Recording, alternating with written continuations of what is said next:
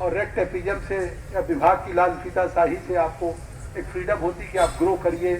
आप डिपेंड न रहिए गवर्नमेंट पे, आप अपना विस्तार करिए, प्राइवेट प्लेयर के साथ आप कंपीट कर सकिए, इस नाते पीएसयू का गठन किया जाता है। तो उस पीएसयू में कुछ पैरा ऑडिट थे, तो आप यकीन कर लीजिए कि ये बात मैं आज कह रहा हूँ कि जब सीएमडी ने कहा कि साहब हम एक वक्त में जब हमने शुरू किया बीएसएनएल जब कॉर्पोरेशन बना तो लगातार 3-4 साल प्रॉफिट में थे, वो सब स्टैटिक्स है मेरे पास, तो उसको दोहराना नहीं चाहता हूँ। लेकिन पिछले 2008-9 से ये बीएसएनएल घाटे पे शुरू हुआ और फिर एक बड़े पैमाने पे वो बीआरएस की बात करने लगे उस समीक्षा में कि कई हजार लोग बीआरएस की बात 12-13 हजार। तो आप यकीन करिए कि बिना आपसे कोई बातचीत हुए मैंने कहा बीएसएनएल ये one of the prestigious organisation of this country. जैसे अगर रेल कहा जाए तो rail is a life line for the country, तो ऐसे टेलीकॉम में भी कम्युनिकेशन में कहा जाए तो I think so BSNL is also life line for the country, part and parcel of the life line of the country and you are feeling so much in discrimination, so many problems. तो अब उस कठिनाइयों को, उस विसंगतियों को दूर करने के लिए मैंने उसमें बड़ी गहन समीक्षा 2 बार मैं बीएसएनएल का कर चुका हूँ। और आज जो बातें आपने कही हैं तो ठीक है, आपके बात को अगर सरकार में उठाना होगा तो निश्चित तौर से मैं आपकी वकालत सरकार के अंदर भी करूंगा।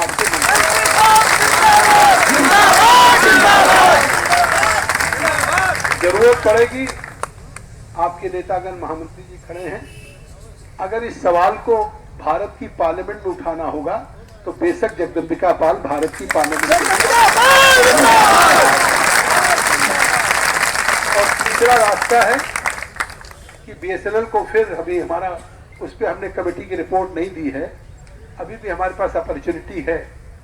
कि जो बात आपने जैसे कहा कि आज छुट्टी लेकर के चले गए तो आज आपके बीच में नहीं आ सकते, आपकी बात को डेलीगेशन से सुन नहीं सकते, लेकिन मैं ये आश्वस्त कर सकता हूं कि आप इसको कर लें, हमारे साथ बैठ जाएं। जो बात आप सीएमडी को या बीएसएनएल के मैनेजमेंट को आप समझाना चाहते हैं वो बात आप नहीं भी समझा पाए हैं, लेकिन वो बात मैं आपकी समझा दूंगा, ये मैं वादा करता हूं।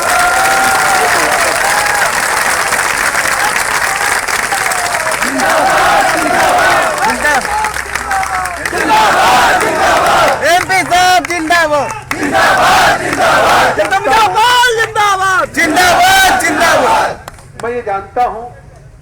कि जब मैंने समीक्षा की थी तो हर बात पे वही कह रहे थे कि we are under heavy debts या बहुत प्रेशर ऑन आवर एक्सचेकर या बड़ी लाइबिलिटीज हो गई हैं, और बीएसएनएल अब दूसरी फील्ड में भी जाना चाहता है, डाइवर्सिफाई कर रहा है, कंस्ट्रक्शन का काम करना चाहता है, ये भी हमें बताया गया था उस समीक्षा में। तो अब आप बीएसएनएल का काम प्राइवेट प्लेयर्स अपना दायरा बढ़ाते चले जा रहे हैं। मैं किसी प्राइवेट प्लेयर का नाम नहीं ले रहा हूँ, लेकिन मैं समझता हूँ कि जितना बड़ा इंफ्रास्ट्रक्चर बीएसएनएल के पास है, जितना बड़ा मैन पावर है, आज तो देश के किसी भी प्राइवेट टेलीकॉम की कंपनियां बीएसएनएल के सामने ठहरनी ही नहीं चाहिए। और कहीं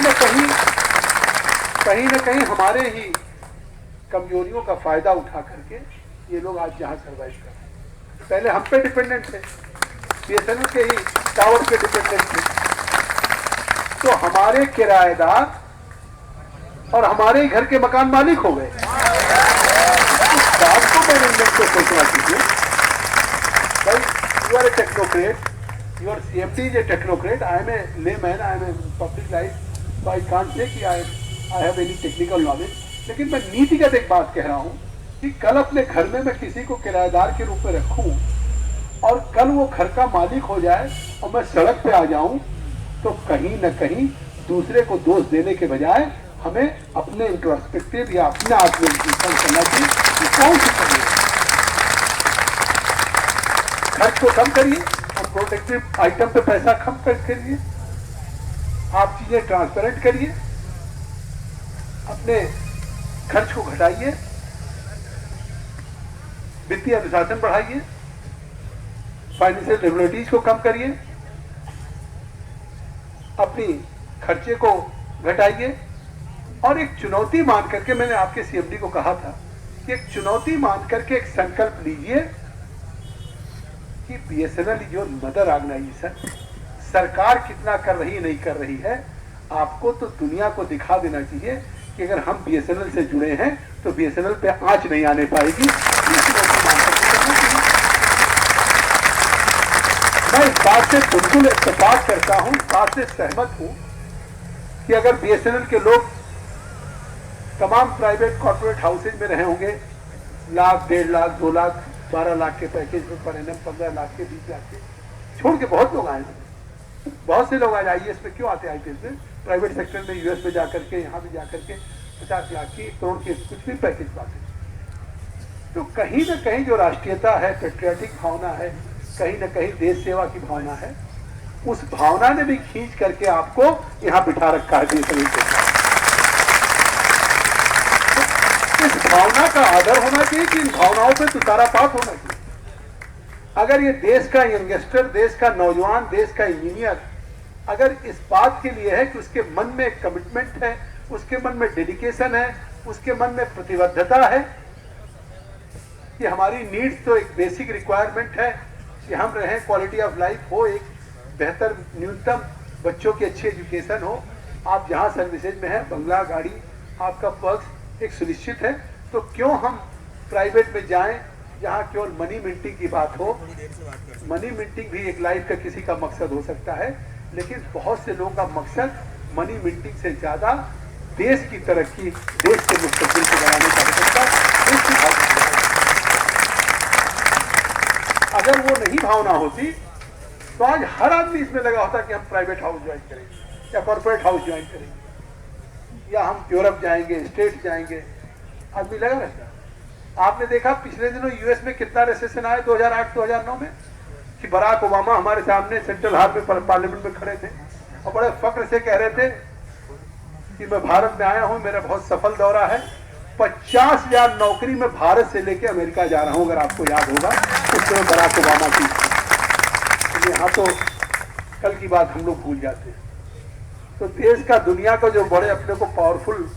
पावर मानते हैं, वो भी भारत पे से फक्र करके 50,000 नौकरी की बात। और आज कहीं ना कहीं हमारा इन्वेस्टमेंट, चाहे डोमेस्टिक इन्वेस्टमेंट हो, फॉरेन इन्वेस्टमेंट हो, किन्हीं कारणों से, ये वक्त नहीं कि मैं उस विस्तार में जाऊं, लेकिन लगातार पूंजी निवेश कम हो रहा है। और पूंजी निवेश कम हो रहा है इसीलिए कैबिनेट बहुत से डिसीजन ले रही है, चाहे एफडीआई रिटेल में, एफडीआई मल्टी ब्रांड में हमने बढ़ाया पिछले दिनों, टेलीकॉम सेक्टर में 74% से 100% कर। तो अब इन्वेस्टमेंट का रास्ता यही है कि हम टेलीकॉम सेक्टर को, बीएसएनएल एक तो ऐसे ही संकट से जूझ रहा है और दूसरी तरफ हमने 74% से टेलीकॉम को 100% एफडीआई कर दिया है। कल से अगर फॉरेन कंपनियां आ गई तो हम कितना सरवाइव करेंगे, वो भी एक कठिन वक्त आने वाला है। इस बात को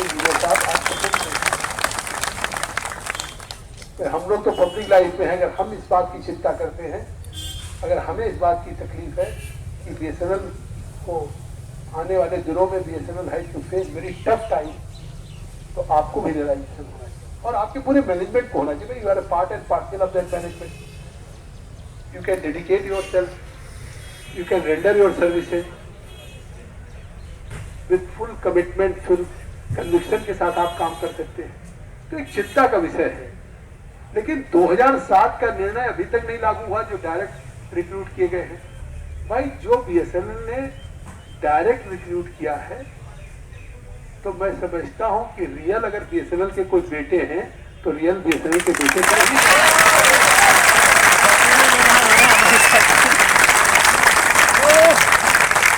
ठीक है। हमने बाहर से भी लिया है और इंडियन इंजीनियरिंग सर्विसेज से लिया होगा, डिप्यूटेशन पे लिया होगा, मैं उसमें नहीं जाना चाहता। लेकिन जिनको आपने रिक्रूट किया, तो जैसे माँ बाप जिस बच्चे को पैदा करता है,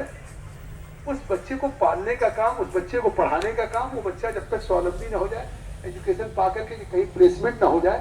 तब तक तो बच्चे की जिम्मेदारी माँ बाप की होती है। तो अगर बीएसएनएल में आज बच्चा रिक्रूट हुआ है, तो अब इस बीएसएनएल को सरवाइव करने की जिम्मेदारी जहां आपकी है, उससे ज्यादा हमारी है, हमारे मैनेजमेंट की है। इस बात को मैनेजमेंट को और थ्रू दैट पलायन से काम चलता है, समस्याओं से एब्सकॉन्ड करके काम चलता है। आज तो अगर 2-3 हजार लोग आप लोग आ रहे थे तो सीएमडी को रहना चाहिए था कि भाई देखिए look, these are the problems, आप बताइए कैसे सोल्यूशन निकल सकता है। हमारी ये कठिनाइयां हैं, आपकी कठिनाइयां हैं, अक्रॉस द टेबल हम बैठते हैं। क्योंकि ऐसा तो है नहीं, अगर हमारे वो मैनेजमेंट है तो आप उसके आर्गन हैं, आप उसके अंग हैं। यू आर नॉट स्ट्रेंजर कि जो आप उनको नुकसान करने जा रहे हैं। आपको भी अगर चिंता है तो बीएसएनएल के फायदे की चिंता है, तो बीएसएनएल के भविष्य की चिंता है, उस बीएसएनएल के हितों की चिंता है, तो आज क्या एक प्रश्न जाएगा कि आप सीन से पलायनवाद हो रहे हैं। अगर इतने लोग पहले से 1 महीना नोटिस देकर के आए तो कम से कम हमारी बात तो सुनिए। ये तो गांधी का देश है, तो स्टेप फॉरवर्ड 1 स्टेप बैक, कोई हिंसक नहीं है। मैं हमारी सरकार है, मैं आया हूं, मुझसे मेरी सरकार पूछ सकती भाई कि अगर इस सरकार के खिलाफ, बीएसएनएल के खिलाफ ये आए हैं तो आप क्यों गए हैं। तो मुझ में करेज है कि मैं जवाब दे सकता हूं अपनी जगह से।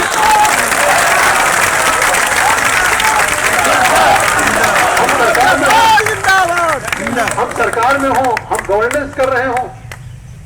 और गवर्नेंस में अगर हमारी सरकार में कोई अपनी फरियाद करना चाहता हो, अपनी न्यायोचित मांगों को कहना चाहता हो, अपनी बातों को कहना चाहता हो, उस बात को भी अगर हम सुनने के लिए तैयार नहीं है तो प्रजातंत्र कहाँ है, फिर तो तानाशाही है, फिर या तो राजतंत्र है। इसलिए मैं समझता हूं कि समस्या का समाधान हमारे देश की एक मान्य स्थापित परंपरा है कि किसी समस्या का समाधान कंटिन्यूअस डायलॉग से,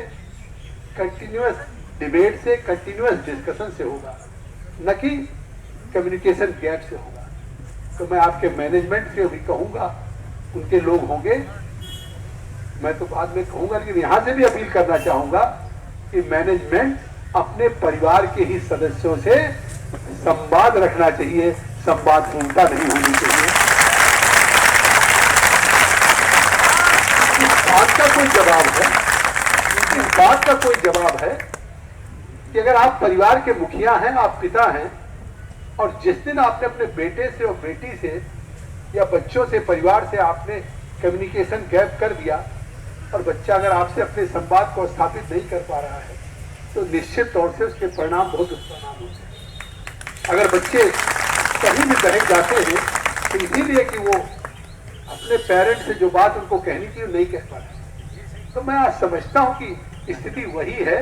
कि आज आप परिवार हैं बीएसएनएल के, वो बीएसएनएल के मुखिया हैं, तो इसलिए मुखिया को अपने परिवार के सदस्यों के साथ संवाद स्थापित करना चाहिए और संवाद स्थापित करके समस्या का समाधान करना चाहिए। और मैं बात करूंगा, अगर वो गवर्नमेंट से हेल्प चाहेंगे बीएसएनएल के चेयरमैन, तो मैं बीएसएनएल के चेयरमैन से कहूंगा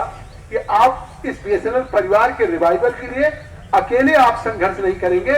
आपके इस बीएसएनएल को बचाने के लिए, रिवाइवल के लिए, या इनके 2007 की मांगों के लिए जो पैसे की एक्सचेकर पे बोझ है, क्योंकि हर चीज का बात आ जाती है। जब मैंने 2 बार समीक्षा की थी कि साहब हमारे बीएसएनएल बहुत घाटे में है, हम कोई काम नहीं कर पा रहे हैं, हम इसका विस्तार में जितने इक्विपमेंट चाहिए, इसके लिए चाहिए, इसके लिए हमको इतना अमाउंट चाहिए, वो बातें आई थी। वो कोई बहुत विस्तार से नहीं कहूँ, लेकिन मैं कह सकता हूँ कि अगर मैं आया हूँ और आप बीएसएनएल से जुड़े हुए हैं तो मैं बीएसएनएल के सीएमडी को कहूँगा कि वो आपके रिवाइवल के लिए करें, और उसमें जो भी आपकी जो वाजिब मांग है कि जो डायरेक्ट रिक्रूटमेंट है कुछ मिलना चाहिए, उनका वेतनमान का है, उसमें रिवाइज होना चाहिए। और मैं सोचता हूँ एक समान के लिए, एक कार्य के लिए समान वेतन हो, समान कार्य के लिए समान वेतन होता है, देश का ही बाजूदा है। तो जब आप काम, कोई वही काम कर रहे हैं, वही काम आपका कुलीग कर रहा है, और पैरिटी हो, आपके पे स्केल में डिस्क्रिमिनेशन हो, तो स्वाभाविक है कि मन में एक असंतोष होगा, और जो डिलीवरी होगी वो डिलीवरी ठीक से नहीं होगी। मैंने बहुत आपका समय लिया, लेकिन एक बात का मैं आपको विश्वास दिला सकता हूँ कि आपने या आपके भाइयों ने हमसे अगर उम्मीद की है तो मुझसे आप संपर्क में रहेंगे, तो मैं आपकी निश्चित तौर से लगातार आपकी बात सरकार में भी उठाऊंगा और आपके दूसरे मैनेजमेंट से बात करूंगा।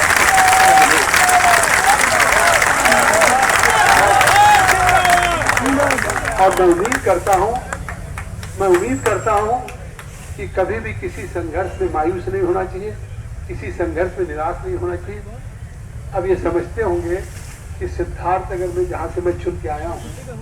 न मेरे साथ मेरी कोई कास्ट पॉलिटिक्स है, न मेरे साथ कोई क्रीड पॉलिटिक्स है,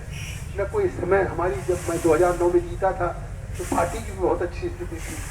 लेकिन मेरे पास एक चीज़ थी, मेरी अपनी मेहनत, जिसका इन्होंने जिक्र किया था। उस मेहनत ने अगर हमको सफलता दी है तो आप भी एक दिन होंगे कामयाब। आप